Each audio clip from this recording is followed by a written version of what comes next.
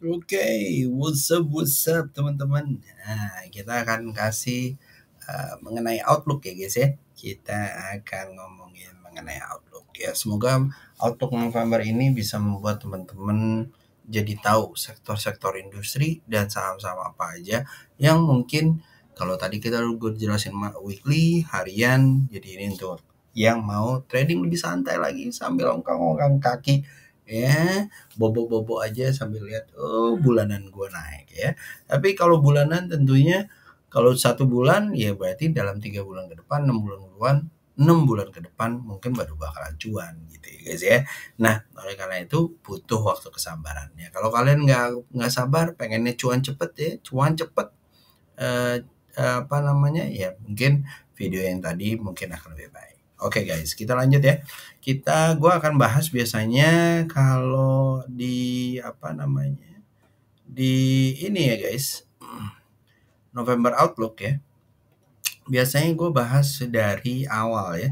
Jadi selalu gue lihat dari makro, komoditas, country, sektoral, dan stocks ya. Nah, kalau kita lihat world index dari beberapa world index yang ada sekarang saat ini ya. Jadi kalau gue lihat di sini, misalnya kita ngomong SPX ya, Standard and Poor, S&P 500 ya, dari secara bulanan ya. Nah, kalau kita lihat ya, kalau secara bulanan sih memang dia naik terus ya. Di 2023 dia sempat turun karena adanya apa namanya operasi pasar yaitu kenaikan suku bunga gitu ya dan perlahan-lahan dia udah naik. Kebetulan dia on averages dari bulanannya 20 bulanannya ini masih naik ya guys ya. Walaupun ada perperangan di Palestina ya. Walaupun ada perperangan di Ukraina, dia tetap naik ya SPX ini. Jadi kalau kalian mau ngambil saham-saham Amerika, mungkin this is the right time ya. Nah, lalu kalau kita pilih misalnya ke Hang Seng gitu ya guys ya, kita bisa lihat bahwa dia masih turun nih guys ya. Secara Asia memang masih turun, Cina masih ada kondisi perekonomian yang tidak mau mereka jelaskan walaupun memang udah di-highlight seperti propertinya, itu masih turun ya guys ya. Dan ini kayaknya bakalan masih akan sideways ke 412, 465 gitu ya. Kayaknya masih belum uptrend gitu ya guys ya. Nah, kalau kita lihat seperti ini. Nah, itu adalah kondisi dunia saat ini gitu ya. Dan kalau kita lihat US oil atau oilnya kita gitu ya, banyakkan dia memang setelah dia sempat naik, ini masih turun lagi gitu ya. Kemarin sempat turun karena orangnya udah sejak inflasi ya banyak yang memutuskan untuk tidak membeli segitu banyak ternyata gitu ya. Dan ini kayaknya turun lagi. Kita lihat apakah dia bisa bertahan di area 80-nya. Kalau dia berhasil naik dalam waktu 1-2 bulan ini mungkin di atas 91, mungkin dia bisa reach out sampai 115 ya. Jangan gue sih masih optimis ya bahwa dia akan naik gitu ya. Kenapa? Karena biasanya at the end of the season gitu ya, ada festive-festive di dunia ini yang membuat konsumsi US oil-nya akan naik. Baik itu dari sisi industri ataupun dari sisi transport. Kalau dari transport di India ya top 3 negara yang paling besar gitu ya. Di India itu akan ada lebarannya yaitu Deepavali ya, minggu depan kalau nggak salah ya. Lalu setelah itu ada Christmas where almost everybody apa namanya akan bolak-balik dan tentunya itu adalah musim liburan. Lalu yang ketiga adanya Xinjia ya yang akan berlangsung di bulan Januari Februari yang dimana China biasanya for the whole 2 weeks gitu ya mereka akan tutup gitu ya buat teman-teman yang biasanya import pasti bakalan tahu tuh yang kayak gitu-gitu. Nah jadi kalau menurut gua overall mungkin dari sisi komoditas apa namanya seperti itu ya. Nah itu US oil. Nah yang kedua adalah mungkin dari sisi gold gitu ya. Nah kalau kita lihat gold gitu, um, kalau gue lihat gold ya. Nah kalau kita lihat gold, XAU USD juga sama ya guys ya. Apa namanya dia masih akan naik gitu ya. Kurang lebih masih akan naik. Ini kemarin ada di batasnya, kemungkinan besar akan menuju 27.6 ya. Kalau kamu lihat secara weekly ya, kalau kamu lihat secara weekly USD, sorry ya. Anda. Nah, kalau kamu lihat secara weekly, dia bisa sampai ke area-area sini ya, 24.8, 20.30 ya. Sekarang saat ini dia secara weekly lagi koreksi, mungkin dia bisa naik lagi sampai 20.35 ya. Mengikuti dari yang tadi bilang ya, 3 global event yang akan terjadi di dunia ini. Hopefully nggak ada perperangan atau yang memperkeruh ya guys ya. Saat ini memang lagi the tension di dunia ini lagi hangat-hangatnya. Baik itu di benua Asia gitu ya, dan juga di benua Eropa. Oke guys. Nah, lalu setelah itu Newcastle biasanya dia akan ngikutin dengan dengan US oil gitu ya. Tetapi kali ini dia masih melemah ya guys ya. Apakah ini udah tanda-tandanya dia menurun gitu ya. Dia udah tembus dari resisten di 136, makanya hati-hati. Dan kalau kalian ngambil saham-saham coal, hati-hati guys ya. Mungkin akan ada penurunan ya.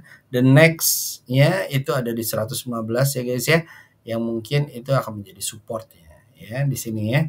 Kurang lebih gua akan ngambil yang ini, gua akan duplicate, clone ya di daerah-daerah sini ya. Jadi kita lihat apakah dia bisa tembus dari 114 atau enggak. Ya, bentuknya sih kayaknya sih udah head and shoulder-nya kayaknya udah tembus ya. Jadi ada kemungkinan ya turun ya. Oke. Lanjut setelah itu nikel.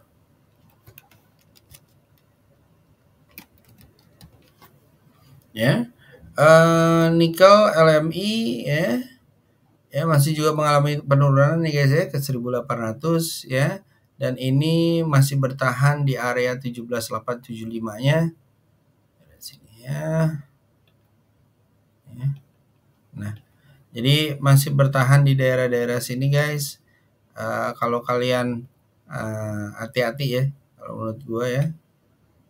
Nah, hati-hati ya kalau menurut gua ya, apalagi kalau dia turun ke bawah berarti dia mencari keseimbangannya dan akan kemungkinan ke 15.45. Jadi kalau kalian megang Inco, DKFT ya hati-hati. Oke. Lanjut setelah itu kita masuk ke commodity rising ya, inflation rise. Jadi commodity rising due to short supply. However, ya guys ya, prediction that the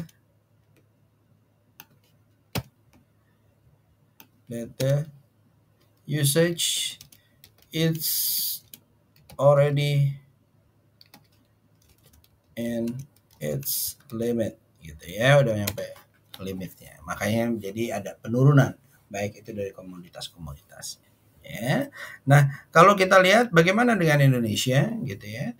Nah, Indonesia kalau dilihat ya dari outlook ya yang dibuat dari bulan Oktober oleh IMF gitu ya, world itu nanti akan mengalami penurunan ya dari 2022, 2023, bahkan di 2024 karena ada Palestina ya, itu akan ada ketegangan lainnya dari Ukraina dan Palestina, maka dia akan turun 2,49 ya.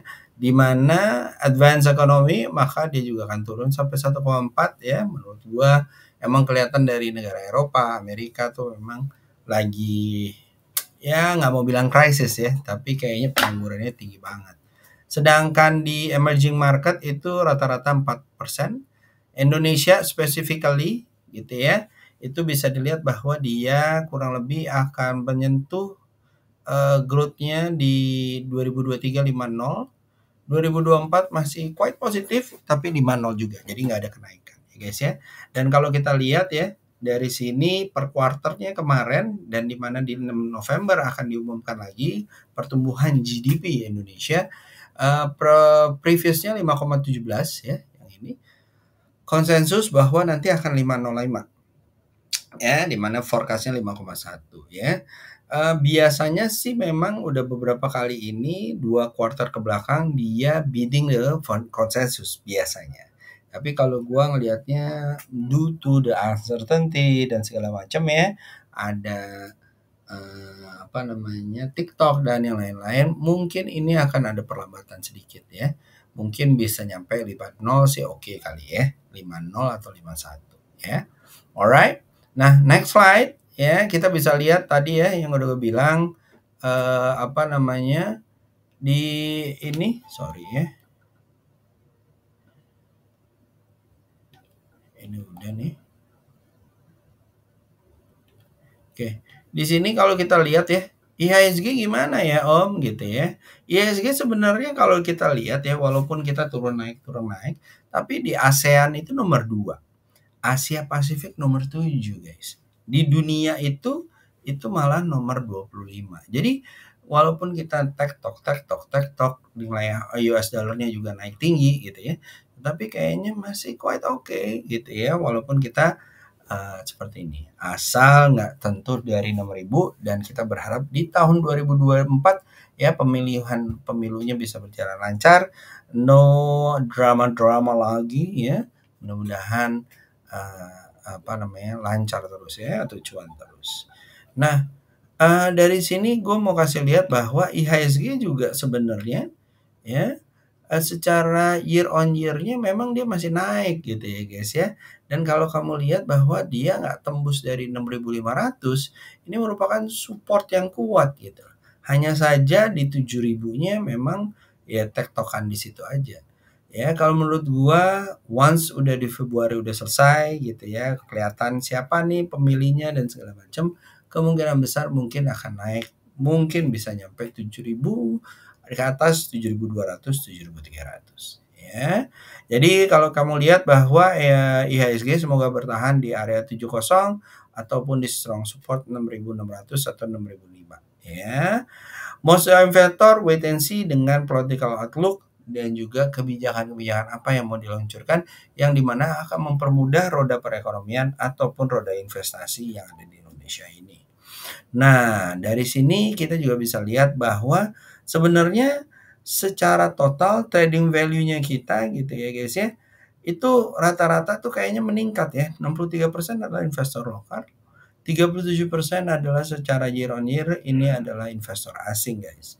Ya. Dan kalau kita lihat juga dari 2023 yang movers ya, yang leader movers ada brand, ada MMNN, udah punya belum? Atau belum punya ya?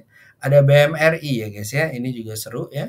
Lalu ada BBCA, ini bank-bank besar. Kalau menurut gua bank-bank ini mungkin akan merajai di bulan November Desember gitu ya, walaupun nggak akan signifikan, tapi kayaknya akan membuat kita hijau gitu ya.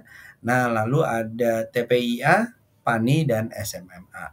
Sedangkan yang membuat menurun atau menahan IHSG, lajunya IHSG, ada Bian ya, one of the richest ya katanya ya, one of the richest person ya yang punya Bian tuh ada di sana gitu ya. Lalu ada Babes, ada GoTo ya startup ya, ada MDKA untuk perusahaan emas gitu ya, emas-emasan, ada Adaro, KABF, Hemtek, Arto dan Bumi ya.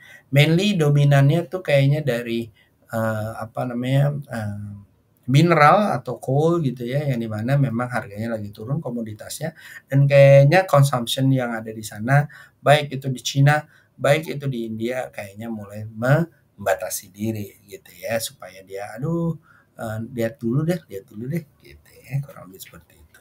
Nah dari sini guys kamu juga bisa lihat bahwa secara sektoral kita itu apa namanya, mungkin nggak year to date kayaknya merah semua ya, kecuali consumer. Ya, of course kalau lagi merah banyakkan orang pada ke safe haven-nya adalah consumers gitu ya. Lalu ada sektor infrastruktur tapi ini mungkin kayaknya didorong oleh saham-saham yang baru gitu ya, infrastruktur. Alright. Nah, dari sini kita akan masuk ke stocks ya guys ya. Tetapi gue mau kasih lihat ya. Jadi kripto itu kemarin kayak gue bilang ya di market juga ya. Kripto itu kayaknya mulai jalan lagi gitu ya guys ya. Jadi kalau kalian ini ya udah belajar kemarin berdarah-darah ya, jadi mungkin bisa dicicil-cicil ya. Ali ke 42, 489 mungkin oke. 60.000 oke banget. Tapi kalau menurut gue ini pelan-pelan udah mulai jalan, udah membentuk golden cross-nya di weekly ya. Mudah-mudahan lancar ya, mudah-mudahan bisa sampai ke area-area mungkin di 48321. Ya, itu adalah Bitcoin. Ya, tadi udah dikasih lihat. Dan juga kalau kamu lihat ya, untuk finance, untuk forex ya, ini mungkin masih bisa dilihat ya, USD JPY, GBP Yen juga ya, GBP Yen juga lumayan gitu ya, boleh dilihat-lihat. Ini baru mau jalan. SL kalian taruh 180-an, ini kayaknya mudah-mudahan bisa sampai ke area 195. Nah, seru ya, mudah-mudahan ya. Jadi gue lihat itu ya, ada XAU, ada GBP Yen gitu ya, lalu USD Yen. Oke, nah, itu adalah rekomendasi untuk forex-nya. Nah, untuk saham-sahamnya mungkin gue akan cerita setelah yang satu ini. Oke, monggo yang mau lewat yang satu ini, silakan.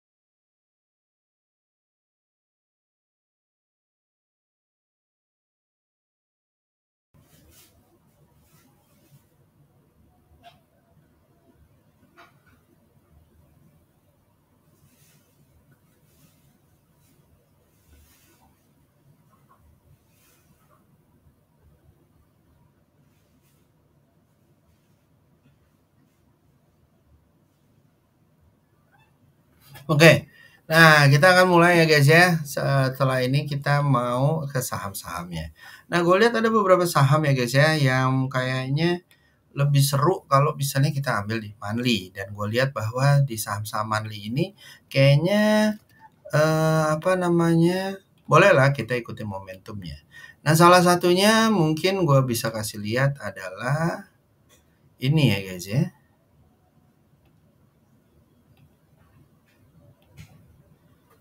Nah, bisa gua kasih lihat adalah salah satunya adalah Kars ya. Nah, Kars ini adalah saham-saham yang Bintrako itu adalah bisnis trading property dan services. Kalau kita lihat bahwa dia udah keluar nih ya dari resistennya cuy ya di 102 dan dia berhasil main di atas 105. Kemungkinan besar bisa nyampe 139 ya guys ya. Kemungkinan besar yang pertama. Yang kedua ada di 182 ya. Mudah-mudahan lancar ya guys ya. SL kalian taruh 193, beli di area 113. Itu Kars. Lalu yang kedua ada TPIA yang tadi udah gue omongin di mingguan, harian, dan bulanan saat ini. Nah, di bulanan kalau kamu lihat dia dari 2017 naik terus, cuman naiknya turun naik. Nah, di sini juga seperti itu guys, ya. Support atau resistennya itu ada sebenarnya adalah di 2680. Remember, kalau support itu adalah kalau turun nggak balik-balik, nggak mentok terus dia pulang lagi ya di supportnya. Ya, dia mentok angka supportnya, dia balik lagi. Supportnya, balik-balik. Nah, kalau karena kayak begitu guys, di sini juga seperti itu. Ini setelah support ditinggalkan, setelah resisten ditinggalkan akan menjadi supportnya, ya. Nah, jadi yang ini mungkin TPIA kamu bisa beli di area 2880, SL 2520, mudah-mudahan bisa nyampe 3600. Yang ke empat ada BMRI, ya. BMRI ini gue lihat juga kayaknya mau jalan lagi nih ya. SL taruh di bawah 550, mudah-mudahan bisa sampai ke 6.800, 7.000-an ya. Mudah-mudahan ya, mudah mantul, mudah-mudahan rally dan yang lain-lain ya. Oke guys. Lanjut setelah itu ada ULTJ guys. Ya, ULTJ kalau menurut gue juga seru ya. Ini di bulanannya dia baru mau bangkit, SL taruh di 1585, beli di area 1765, target 2120 atau mungkin nyampe 2400. Oke. So, itu aja guys dari gua. Semoga bisa membuat kalian cuan dan dari outlook yang tadi mungkin bisa membantu kalian sektor-sektor mana yang kalian mau beli. Kalau gua akan stick with the banking ya karena ada beberapa bank kecil yang sudah mulai menggeliat, mungkin akan stick di banking untuk most of my portfolio. Cuman kalau kalian mau ngambil yang lagi jalan-jalan, mungkin fokus di manufacturing seperti TPIA, BRPT gitu ya. Nah, itu mungkin akan lebih bagus. Oke. So, itu aja dari gua. Tip Trader is signing out. See you. Have a good day guys. Bye bye.